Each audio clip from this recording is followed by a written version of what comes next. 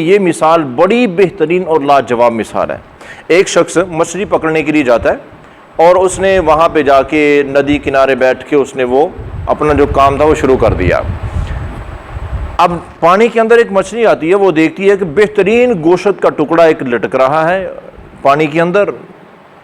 اور وہ اس کو کھانے کی کوشش کرتی ہے۔ جیسے ہی وہ ابھی کھانے والی تھی کہ اتنے میں ایک بڑی مچھلی پاس سے گزرتی ہے اور وہ اس کو روکتی ہے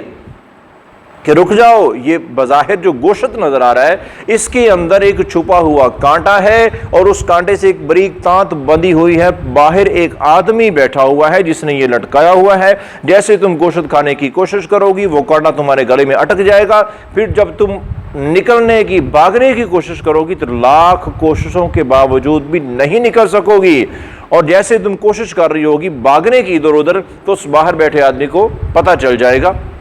کہ مچھلی پھنس چکی ہے اور وہ ویسے ہی تمہیں باہر کھینچ لے گا، پکڑ لے گا، پھر وہ تمہیں دکان پہ لے جائے گا، منڈی میں لے جائے گا، وہاں پہ بیچے گا، لوگ خریدیں گے، پھر تجھے لے جایا جائے گا اور پھر تیرے ٹکڑے ٹکڑے کر دیے جائیں گے، تجھے آگ پر بھونا جائے گا، جلایا جائے گا۔ یہ انجام ہونا ہے اگر تم نے یہ گوشت کا ٹکڑا کھایا، یہ صحیح نہیں ہے۔ اب وہ چھوٹی مچھلی سوچتی ہے کہ بات تو کافی حد تک ٹھیک ہے، چلو مان لیتے ہیں، کچھ دیر تو وہ رک گئی، لیکن جیسے ہی بڑی مچھلی وہاں سے چلی جاتی ہے تو وہ چھوٹی مچھلی کیا کرتی ہے کہ وہ پانی کے اندر چکر لگاتی ہے، گھومتی ہے، دائیں بائیں دیکھتی ہے کہ اور مشاہدہ کرتی ہے نا، مشاہدہ کہ مجھے تو کچھ نظر نہیں آ رہا۔ وہاں وہ دیکھتی ہے نہ کوئی آدمی ہے، نہ کوئی منڈی ہے، نہ کوئی لوگ ایسے ہیں جو خرید بیچ رہے ہیں، نہ کوئی مچھلی کی دکانیں ہیں، اور نہ ہی لوگ کسی مچھلی کو کاٹ رہے ہیں، نہ ہی کسی مچھلی کو آگ پر بھونا جا رہا ہے، نہ ہی کسی مچھلی کے گوشت کو کھایا جا رہا ہے۔ اس نے مشاہدہ کیا، کچھ نظر نہیں آیا، تو اس نے آ کے کہا کہ وہ مچھلی ایسے غیب کی باتیں کر رہی تھی، اس نے دیکھا بھی نہیں ہوگا، ایسے بس سنی سنائی باتیں کر رہی ہے۔ اس نے آ کے وہ گوشت کے ٹکڑے کو کھانے کی کوشش کی، کھانا شروع کر دیا اور وہ کانٹا اس کے گلے میں اٹک گیا جو باہر بیٹھے آدمی نے لٹکایا ہوا تھا، جو جال تھا جو پھنسانے کے لیے تھا مچھلی کو۔ اور جب مچھلی پکڑی گئی تو سیم وہی ہوا جو اس کو بڑی مچھلی نے بتایا تھا۔ منڈی میں گئی، دکانوں پہ بکی اور اس کے ٹکڑے ٹکڑے کیے گئے، آگ پر بھونا گیا اور کھایا گیا اس کو۔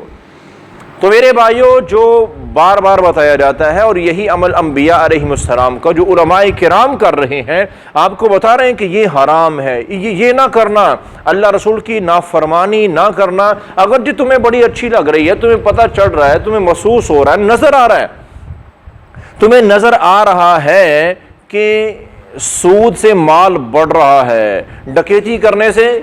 بڑا مال اچانک ہاتھوں میں آ جاتا ہے، کوئی خاص لمبی چوڑی محنت کرنے کی ضرورت نہیں ہے، رشوت لینے سے بینک بیلنس بڑھتا ہے، جیبیں گرم ہوتی ہیں، تمہیں بظاہر نظر آ رہا ہے، لیکن علماء کرام تمہیں اس بڑی مچھلی کی طرح بتا رہے ہیں کہ رک جاؤ، باز آ جاؤ، تمہیں یہ مال نظر آ رہا ہے، یہ جتنی بھی دو نمبری، دھوکہ، بے ایمانی اور جھوٹ سے تم جو فراڈ کر کے اکٹھا کر رہے ہو، جتنے بھی غلط طریقوں سے، حرام طریقوں سے کما رہے ہو، ان کے قریب نہ جاؤ، ایسے پھنسو گے، اچانک موت آ جائے گی اور پھر تم اس مچھلی کی طرح پکڑے جاؤ گے، قبر میں، حشر میں، جہنم میں، عذابات کے یہ لگاتار سلسلے شروع ہو جائیں گے۔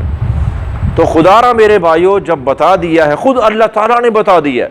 اللہ سے بڑی ذات کون ہے؟ اللہ نے خود بتا دیا کہ یہ حرام کام ہے، ان کے قریب نہ جانا، حلال کرو، بے تحاشا کرو، جتنا چاہو کماؤ، کھاؤ، لگاؤ، خرچ کرو، اس میں تمہیں کوئی پکڑ نہیں ہے، بلکہ اگر تم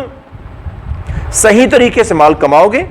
اور اس مال کو تم صحیح انداز میں صحیح جگہ پہ خرچ کرو گے تو وہ مال ہی تمہارے لیے جنت میں جانے کا سبب بن جائے گا۔ لیکن اگر حرام کیا تو انجام بڑا بھیانک، اتنا بھیانک ہوگا، فما اصبرہم علی النار، اللہ تعالیٰ خود فرماتے ہیں کہ ایسے سخت عذاب اور سزائیں ہیں کہ تم برداشت ہی نہیں کر سکتے۔